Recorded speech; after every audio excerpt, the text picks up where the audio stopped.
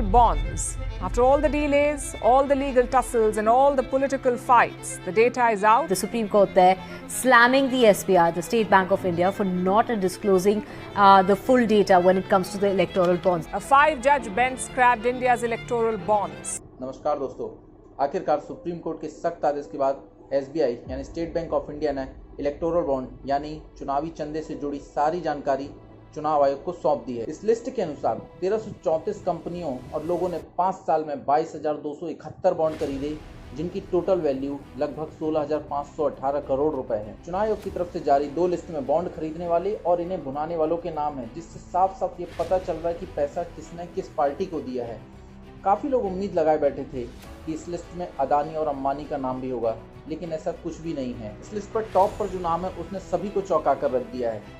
इस लिस्ट पर ना ही कोई अदानी है, ना ही कोई अंबानी है। इस लिस्ट पर टॉप पर जो बैठा है वो एक गेमानी है और एक मेघानी है। गेमानी से मेरा मतलब एक गेमिंग कंपनी फ्यूचर गेमिंग और होटल सर्विसेज से है, और मेघानी से मेरा मतलब Megha engineering and infrastructure limited से है। 1368 करोड़ रुपए के साथ future gaming and hotel services सबसे ज्यादा फंड देने वाली कंपनी है।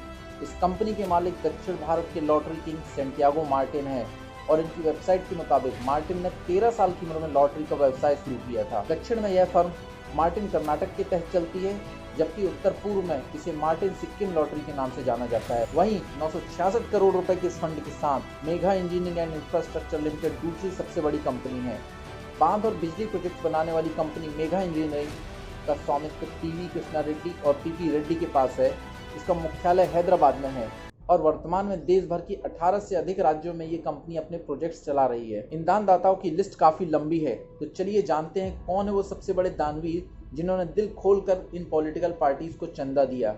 सबसे पहले future gaming and hotel services 1368 crore, Megha engineering and infrastructure limited 966 crore, quick supply chain private limited 410 crore, Haldia energy limited 377 crore, Bharti group 247 crore, Essel mining and industries limited 224 crore, Keventer food park infra limited 194 crore, Madan Lal limited 185 crore, DLF group 170 crore, Utkal alumina international 145 crore, Jindal steel and power limited 123 crore, Birla carbon India 105 crore, Rungta सन 100 करोड़। ये तमाम वो कंपनियां हैं जिन्होंने 100 करोड़ या उससे ज्यादा चंदा इन पॉलिटिकल पार्टीज को दिया। चलिए एक नजर चंदा लेने वाली पॉलिटिकल पार्टियों पर भी डाल लेते हैं। इस लिस्ट में टॉप पर है बीजेपी, जिसे लगभग 6060 करोड़ का चंदा इलेक्टोरल बॉन्ड के जरिए मिला है।